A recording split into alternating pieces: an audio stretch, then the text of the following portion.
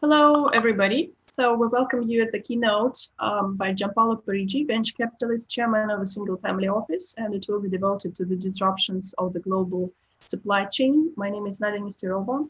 I'm an independent director of the National Alternative Investment Management Association and advisor to a number of GPs in private equity, real estate, venture capital, and private equity. And Giampaolo, could you also introduce yourself? Yes, welcome everyone. My name is Giampaolo Parigi.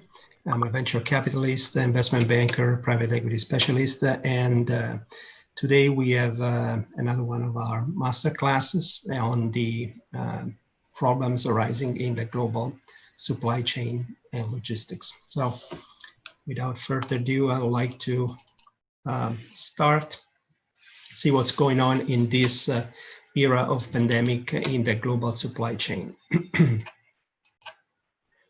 Let's first define what exactly is a supply chain. It's a sum of a number of organizations that are manufacturing and distributing products across a vertical.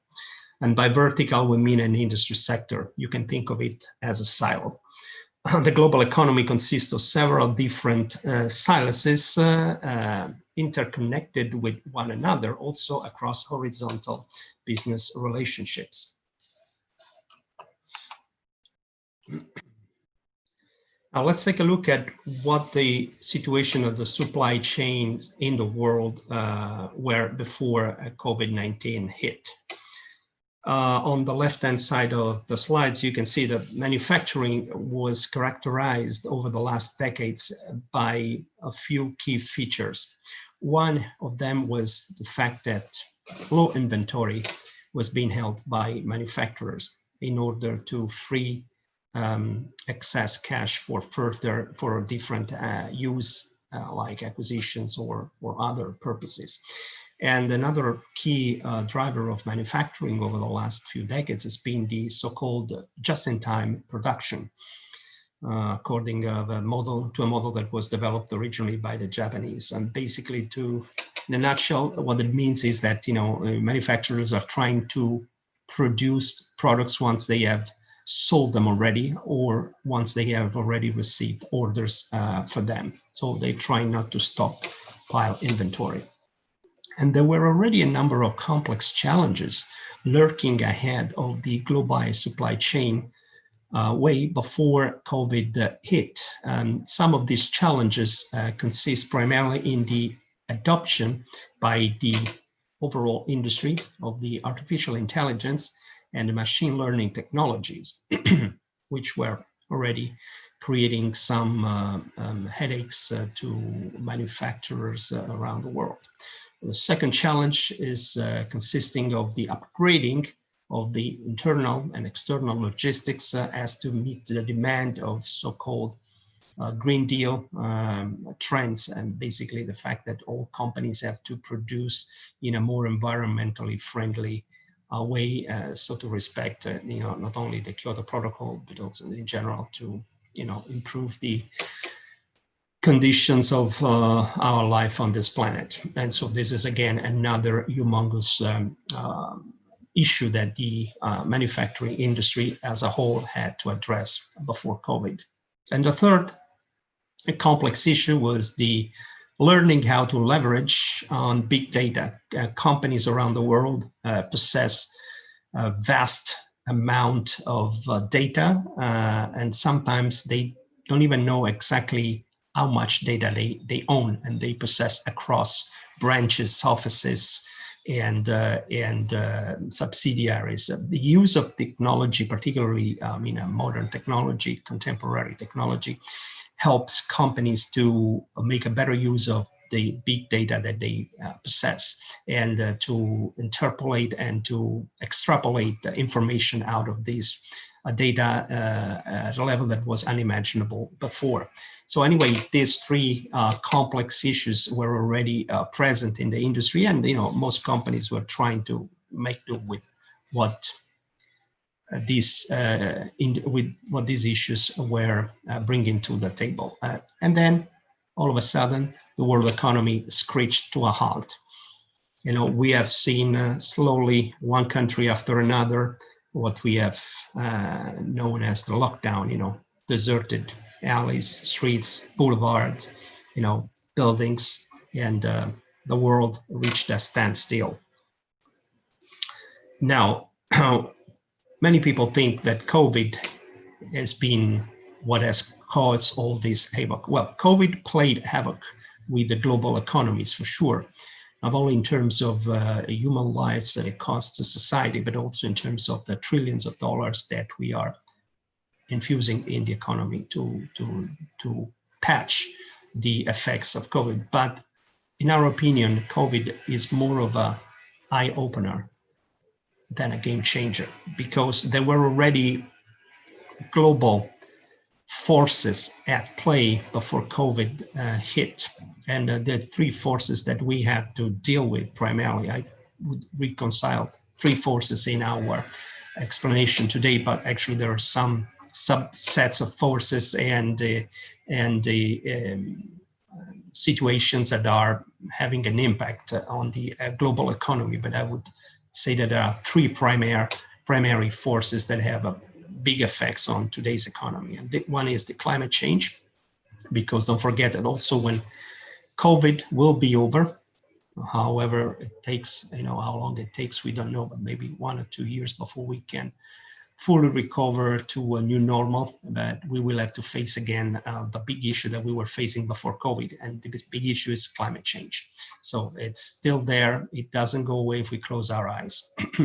A second big issue that we are beginning to see, unfortunately, in the global economy today is trade wars that are unprecedented tensions, even to a point of nearly reaching a conflict among several of the largest economies in the world: United States, China, European Union, even Canada, Russia, Mexico, and I could continue on the list, for quite some time. So the world is a much worse place to do business today than it used to be 15 years ago in terms of the easiness of global trade to be executed. So trade wars are definitely an issue that we have when we take a look at supply chains.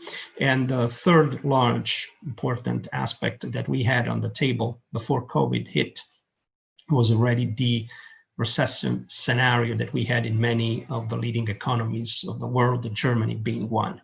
Now, what COVID did is just basically, I would say, gave a final push to a situation of crisis and unleashed, a storm of unprecedented effects, which created turbulence at all levels of society, economically primarily, personal and cultural, even, because we had to confront ourselves with situations that we were not accustomed with before.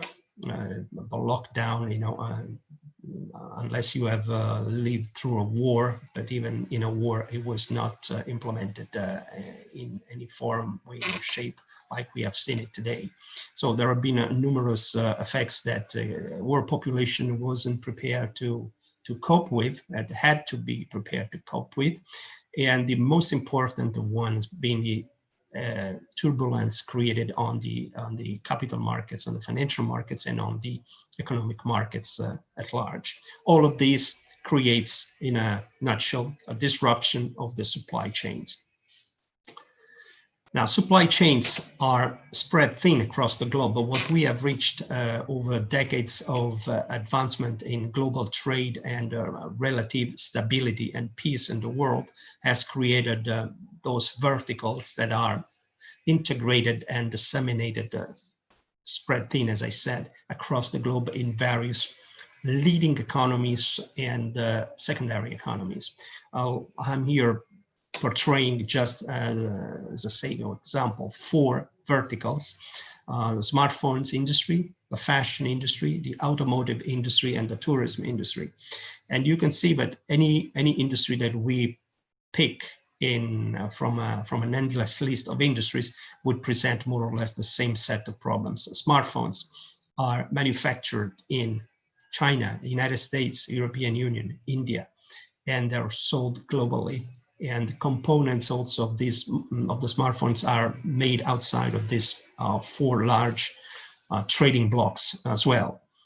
Fashion is another global industry. It's designed and manufactured in Europe, in India, in Turkey, in China, in many countries across Southeast Asia.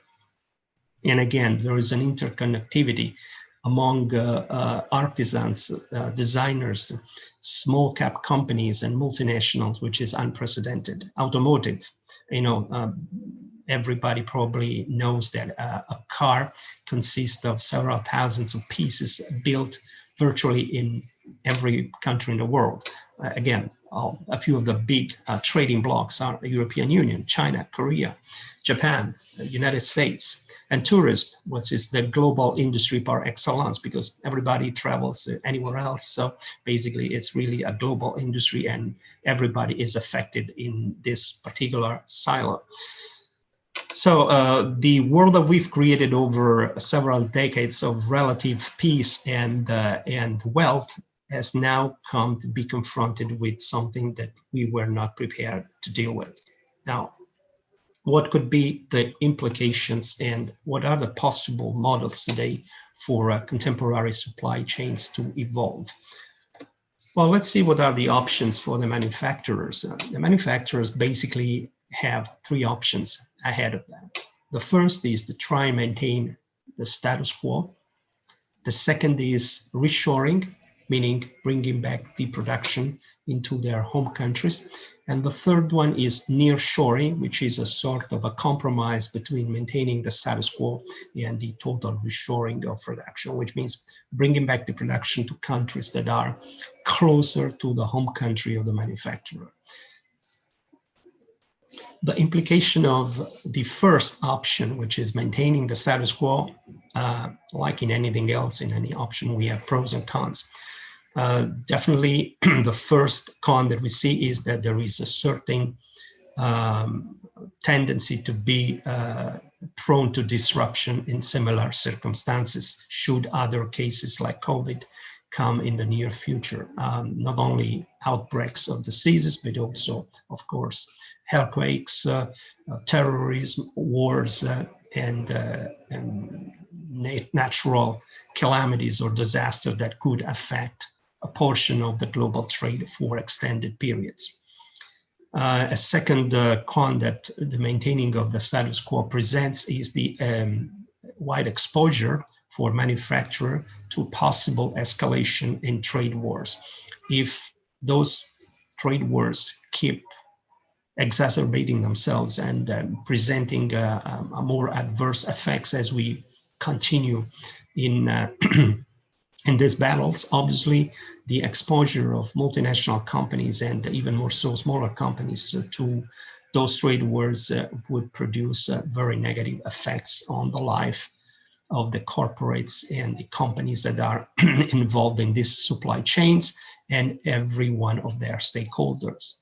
And the third one is the negative aspects of maintaining the status quo as it is that having a just-in-time production, which is very lean and trim, creates bottlenecks when unprecedented events like COVID strike.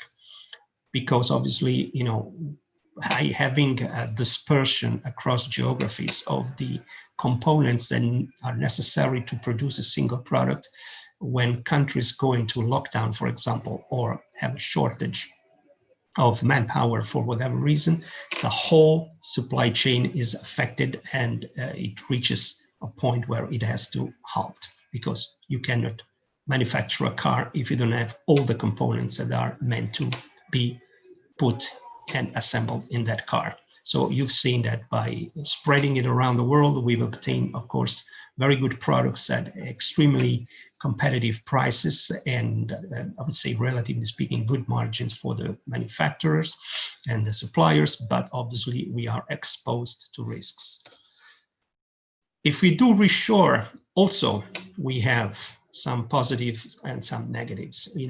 Definitely the first negative would be the fact that we have a higher labor cost, because one could easily and safely assume that by bringing back into the home country of the manufacturer the production, large economies have labor costs that are way higher than a lot of the developing economies. And obviously these high labor costs would translate into a steeper end price for the consumers who have to buy the product, which could result in a lot of perverse effects in that the consumptions may diminish.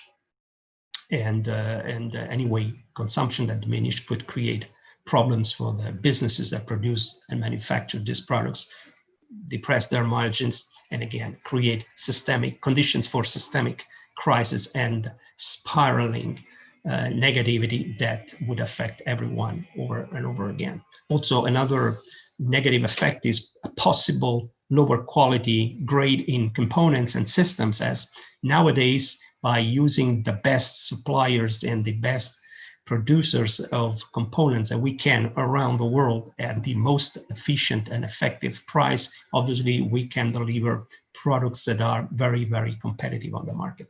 If we had to reshore, I don't think that there is a single economy that exists in the world that could think of producing or manufacturing a product entirely at home with the same quality and price structure that it would have nowadays by using the best that exists in the world. And the last but not least, in the reshoring lies another important potential danger, which is the lack of cross-fertilization in intellectual capital, because obviously by utilizing resources of a single country, there is no exchange of information across different cultures, different ways of doing things, different business models, different cultural models, and also different analysis on different consumers and markets. So it all would be summarized in a poorer competitive edge of this product. So even total reshoring is probably not the solution.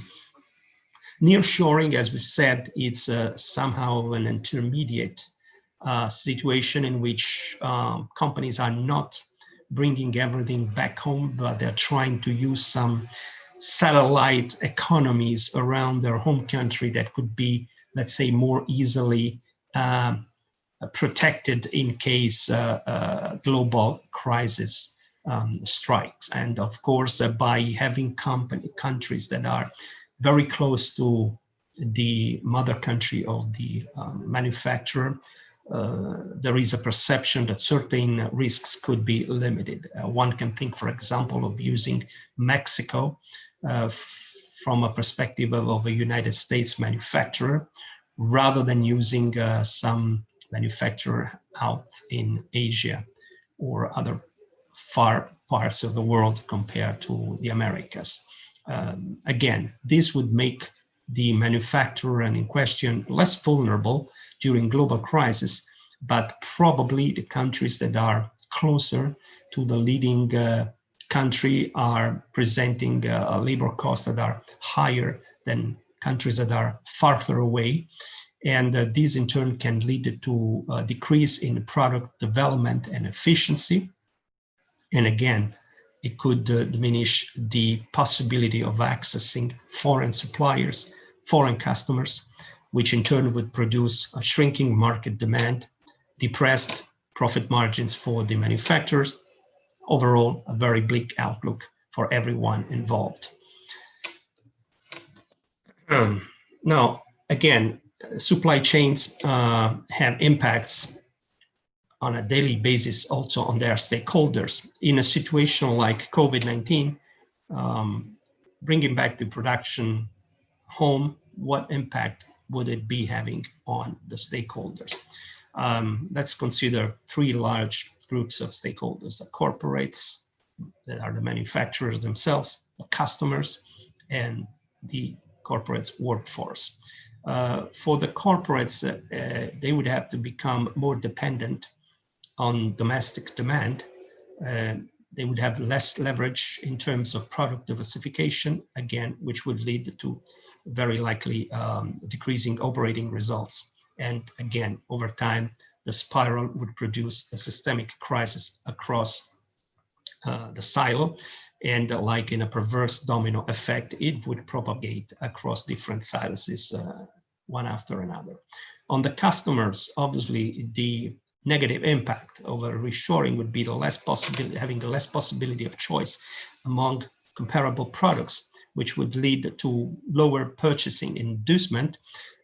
So the customers would not be as tempted as they are now to buy products that would represent, in their opinion, the best that the world has to offer. And this autarky would produce overall a lesser amount of consumer spending. Again, another negative for the economy.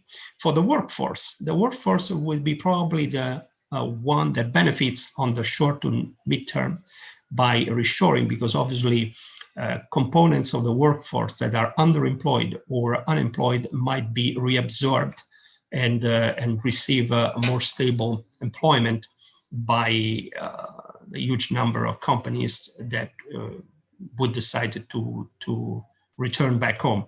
But there would be a very negative impact anyway over the long term, as corporates will have to try to make do for the fall in demand by doing primarily two things. One is accelerating the rate of adoption of new technology, which obviously would produce automatically a layoff, which is a second effect of a layoff or more layoffs in the workforce. So even workers over the long term would not benefit from this state of affairs.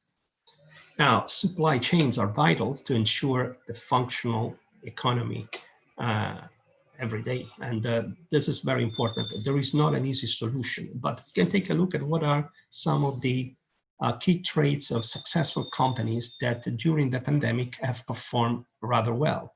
And some of these examples are under everybody's nose. Some are perhaps less known. I would like to share with you what I perceive to be key successful elements for building resilient supply chain even in times of crisis. Well, and I've taken one element and I have associated to this one element one company that has proven to be using this element in the optimal way under the circumstances. Well, let's start with excess inventory. As you know, the conventional wisdom has it that inventory should be kept to a bare minimum. And this is what companies and corporates around the world have been doing over the last few decades. On the other hand, having some excess inventory might come very handy when situations like these ones strike. Netflix is a perfect example. Having an excess inventory of titles has been capable of providing relief to everyone at home and not being able to entertain herself or himself with anything else than watching internet or TV. And Netflix has been one of the success stories of this COVID, thanks to its excess inventory available. You can imagine if Netflix had run a very minimal inventory with a few titles, what would be the situation? You know, probably after a few nights of watching, everybody would have reverted to other platforms or to the old television channels. A second element is a liquidity buffer. Companies that have been capable because of good circumstances in the past to accumulate liquidity have been better off in the period of COVID. One above everyone else is Amazon. Amazon has been in the position to enjoy an even more robust growth that he had before during this period in which people have been shopping online from their homes.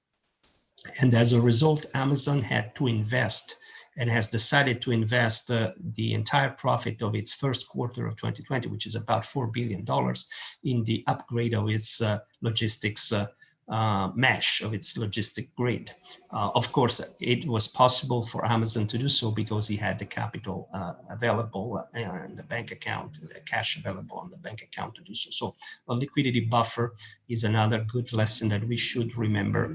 We should try to have liquidity available for unexpected events. Now, the scalability, the third element, the scalability. Scalability, everybody speaks about scalability, but at the end of the day, very few companies are prepared for being scalable. In my opinion, the most successful case this year during the COVID has been Zoom, which is a service that we are using on a daily basis several times over. And Zoom had possibility of increasing bandwidth as the outbreak progressed and the lockdown progressed.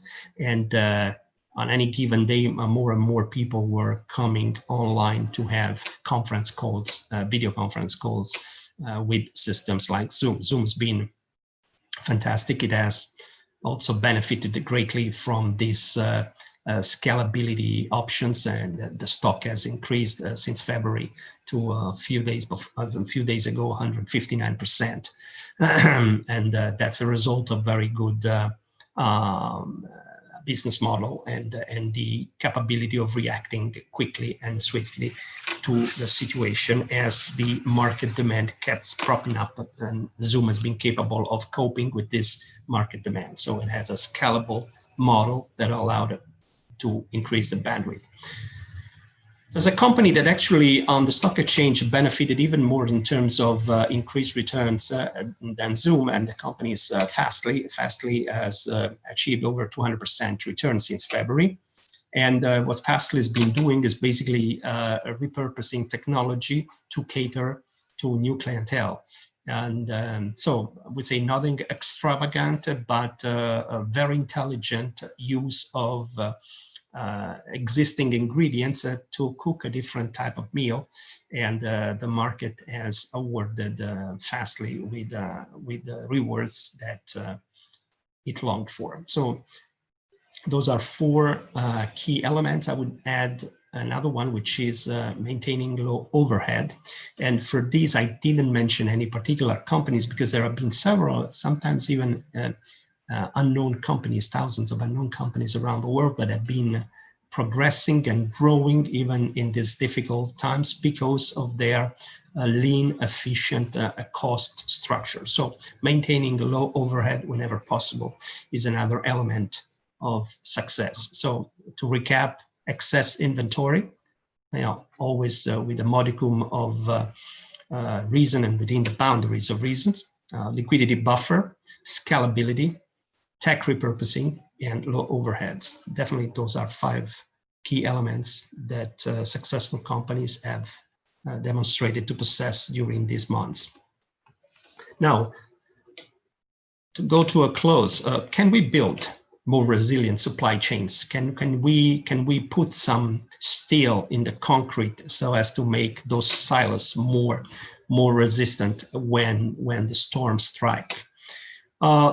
There are a number of actions that we can do, and for each action there are consequences, obviously, because in companies there's no free lunch ever. In business there's no free lunch ever. So one action that we've seen, for example, in the case of Netflix, has worked very well is beefing up the inventory. Now, beefing up the inventory comes at a cost, because the cost is that we have to tie up more capital to pay and do for that inventory. Now, if we tie up more capital on inventory, obviously we have less capital available for other purposes and objectives. A second action is dispose of legacy technology, which is becoming to be an hindrance for most companies, primarily conglomerates, multinationals, but also for smaller companies around the globe. And the consequences of change of technology is definitely a reconsideration, a reconfiguration of the particular individual company administrative procedures, because procedures have been designed mostly with the existing technology in mind. So if you remove that technology and substitute it with another technology, you have to probably work a lot on redesigning the administrative procedures, and to ensure that your employees are understanding the new procedures and they are using them correctly and efficiently. A third action could be, which is a twist of the previous action, is the upgrade, standardization and upgrade of technology. Companies are sometimes very inefficient in the fact that they use different systems and technologies across departments, divisions, branches, operation countries, and reconciling all this under one umbrella, under one roof, is definitely a very sensible thing to do, and it would be a great benefit in case of unprecedented events like COVID-19. Again, the consequences of this are that the companies will have to implement overall best practices. So they'll have to, invest in best practices, and of course in the hardware and the software that comes with them. And the fourth action that I would recommend is to try to find ways to increase the runway. Again, it's the excess liquidity that could be very useful for situations that are unforeseeable by definition, for the black swans. The consequences of keeping, stashing away cash that could be used for other purposes has a very immediate effect, which is, of course, giving up the pursuit of the other purposes, and be they new investments or other activities that the company had to take care of, but for. So this is something that would allow companies to perform better. There have been studies by leading global investment banks during the early months of COVID that have indicated that a vast majority of companies, particularly small and medium-sized enterprises, but also large multinationals, had only a few weeks of cash available ahead of themselves.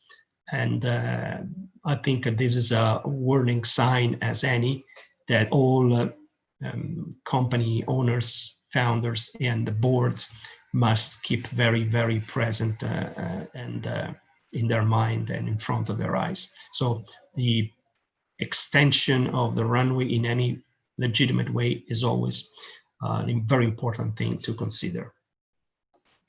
So what can we have as takeaway lessons from these disruptions? The first is to get into our companies and review in detail our supply chain and tweak what needs to be tweaked, change, amend, alter, and overall, if we do need, do whatever we can do with the resources that we have available at that time, but we should try to keep our supply chain as lean as possible and as robust as possible in the light of what we have experienced in these months. A second takeaway lesson is that we need to implement risk management procedures and policies across the board. We need to have systems in place that can monitor and evaluate and assess what's going on in the company and what corrective measures can be taken to protect, ensure the survival of the company. And third is, first and foremost, invest and preserve your human capital, because without employees, without managers, there's simply no company. So the first thing that needs to occur in a situation of necessity, important disasters as we have experienced, is that companies should be able to take care of their own workforce first, because the protection of the integrity of the workforce as a whole would make very possible in the future, as soon as the storm has passed, the continuation of the activity without having to rehire people that have been laid off or lost along the way. And of course, an important first impact would be that the families, of the employees will be protected as much as humanly possible by the employer. And of course, this will resonate across the rank and file, and it will create a bond across all divisions and all departments of companies. Basically to see that an employer stands for you would make you feel as an employee even more willing to give your best to deliver results in the company that it's giving you a job. So with this, I would thank everyone for having listened to this Latoken masterclass on global supply chain disruptions. And I will hand it over to Nadia if there's any question. Thank you all. Yeah, thank you, Giampaolo. So what would be the most recurrent request you get from startup companies, or maybe just companies you're advising in terms of supply chain issues? Do you have any recent cases probably you wanted to share? Yes, well, definitely startups, of course, are like kids. So it's a life in its infancy, so it needs to be even more protected, and it hasn't developed yet a robust body by which it can defend itself against the illnesses and the dangers of a normal life. So startups need more attention and more precautions than ever. I think that a silver lining here is that startups that have gone through this period have accumulated such a tremendous wealth of lessons and experience on what needs to be done and how it needs to be done in a very, like in a crash course, basically. And if they've probably been suffering, and we know that they've been suffering and there's been turbulence, but I think that the startups that are capable of navigating this period will emerge much stronger than startups that have not seen and endured these events, all other things being equal. Now, one of the things that startups I work with obviously are primarily concerned of is the raising of capital. But we've seen that capital raising and capital placing activities actually never really stopped during the COVID. Of course, there's been a disruption even in this activity as due diligence, particularly due diligence that involved the physical, trip and visits to physical premises or physical meetings have been delayed because of the lockdown. But more often than not, the parties to the table have been trying to find ways around these obstacles, and they have tried to move the deal further in. And in fact, some of the deals have also been closed in this period, and not only large mega transactions, but also smaller private placements and smaller transactions. So I would say that there's a lot of there's a generalized notion that raising capital is difficult. And again, this is heard through the grapevine, but I think that startups should concentrate more on doing their homeworks right for the moment that comes when they have to sit and meet even digitally, like you and I are doing now, with the investors, rather than concentrating on the potential scarcity of capital, which is a myth. Actually, there is capital in the market, and the capital needs to be deployed on a daily basis, especially substantial capitals cannot be kept indefinitely still. So I would say that the runway is an issue, but by doing the homeworks right, it's like as if magically the runway could extend itself a little bit more anyway. So even for startups, there's a glint of hope, and many startups have proven to be able to capitalize on that very thin hope very well in the last few months. And what would be your recommendation for investors assessing supply chain and in the companies they are acquiring? Well, definitely, I for one would consider as investor, that companies have some excess inventory, and some liquidity buffer, and have the capability of playing with the assets that they have in more innovative, more creative ways, because many of the problems that companies see as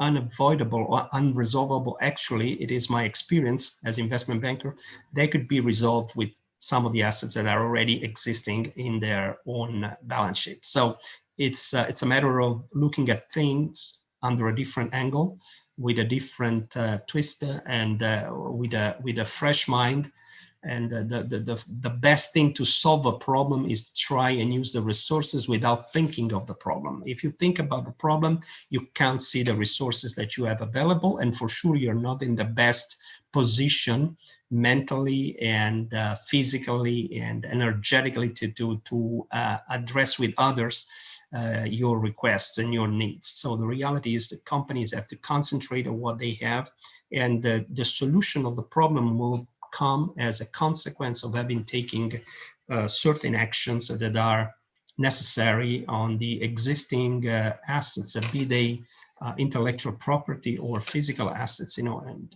human capital, intellectual capital, again, is the greatest single assets of every business organization. So founders should never forget that, and investors should look for founders who don't forget that.